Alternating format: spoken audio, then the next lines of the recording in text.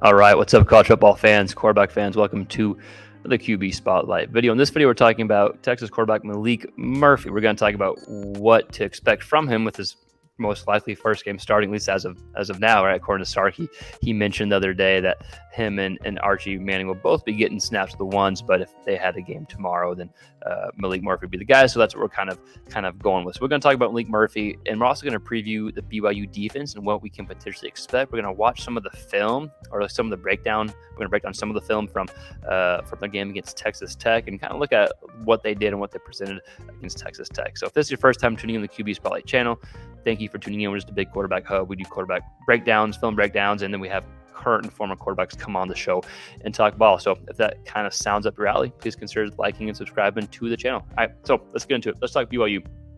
BYU, that 5-2, right, have had some bad losses, but also some good wins, right? They beat Arkansas. I know Arkansas isn't nothing to write home about this year, but still, it's an away game on the road against the SEC team that they found a way to win, and the beaten Texas Tech and Cincy at home. I get it, not great teams, and they're playing, Emory Jones, a Cincy quarterback. They're playing Tech's third-string quarterback, and they got crushed by TCU against their second-string quarterback.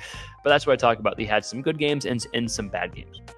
The defense has given up close to 400 yards total offense, 245-ish yards passing, and 150-ish yards on the ground. And I think Maalik Murphy's better than all the quarterbacks that they've faced, at least the quarterbacks that we mentioned. I forget if Jalen Daniels was injured or not whenever they played Kansas. That was kind of a funky game too, that they end up losing. But regardless, the BYU defense, they do play aggressive. They do like bringing blitz and they like bringing pressure. And we talked about this earlier in the video yesterday with my guy Sean Rutherford, quarterback trainer in the Austin area. And we talked about what do you think the BYU defense is going to throw at Maalik Murphy? Well, we're going to watch some of the film, but I do think they're going to bring some pressure. I think they're going to try to get pressure, right? But I think that could lead to some underneath throws. That could lead to some throws for Murphy to get the ball out quick. But I also think they may drop back 7 or 8 at times. May try to confuse him too, right? I think there's a few different options that BYU is going to try to do, but I do think they are going to try to bring pressure. So with that said, let's talk about Maalik Murphy and maybe the keys. I think key number one is let your guys make plays. You have these superior athletes at the receiver position, at the tight end position, at the running back position.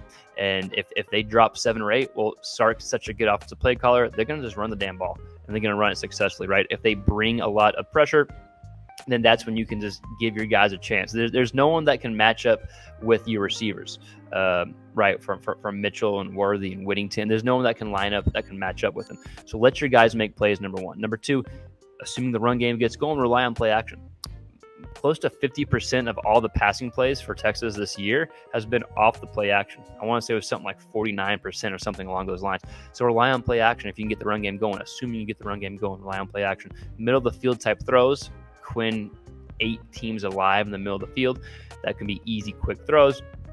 Last key here for Maalik Murphy, I think, is some underneath type throws. Get the ball to your guys in space. Let your guys go make plays. That goes back to key number one. But underneath throws, get the ball out quick and let your guys go make plays. So the keys before we dive into some of the film: middle of the field type throws, rely on some play action.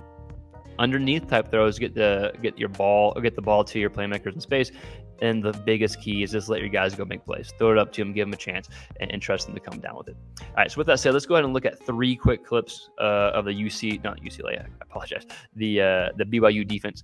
We'll look at a few quick clips of what they could potentially be doing against Texas. Again, it was Texas Tech, but we'll look at these clips so you can have an idea of what their defense could present and kind of break it down that way. So if you like this video, like, share, subscribe, all that stuff, and let's go ahead and get into the film breakdown. All right, so a quick look on a 1st and 10.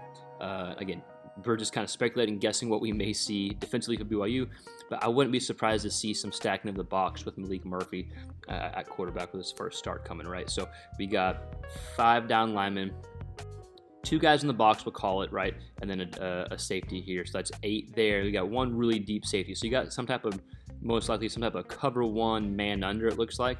Now, I don't know if they're going to do press man against Texas receivers. I doubt it. But just to look of what BYU could potentially throw. And all right, this is a running situation. You got 2 guys in the backfield. lot of 5 linemen, tight end, right? So what, 21 personnel here. So again, if Texas comes with 2 backs in the backfield, you could potentially see this. Now this play itself, nothing really going for it. You can see the safety that was up top right there coming down. He actually makes the tackle there, right? So again, just an example of what you could see. I don't think you're going to see this often, though, at least the secondary. And let's see if we can go back.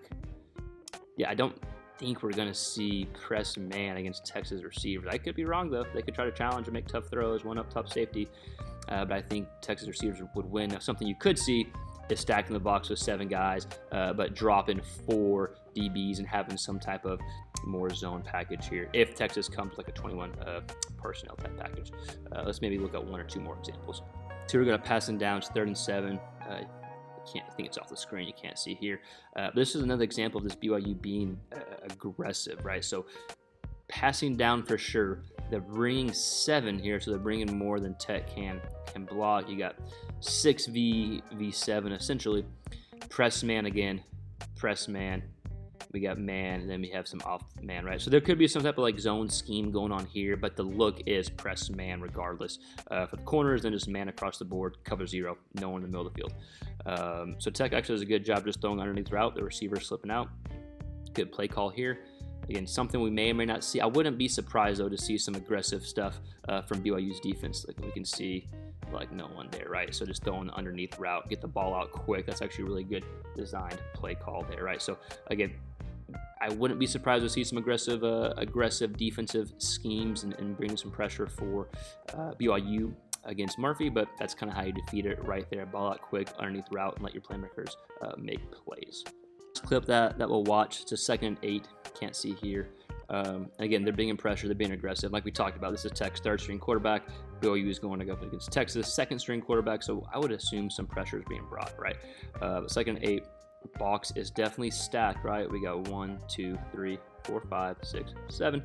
So 4 DBs here. Again, I don't know if they're gonna what the pressures the scheme's gonna look like against Texas receivers. I don't think they're gonna press like this, but maybe they do, right? Anyways, you see pressures comes.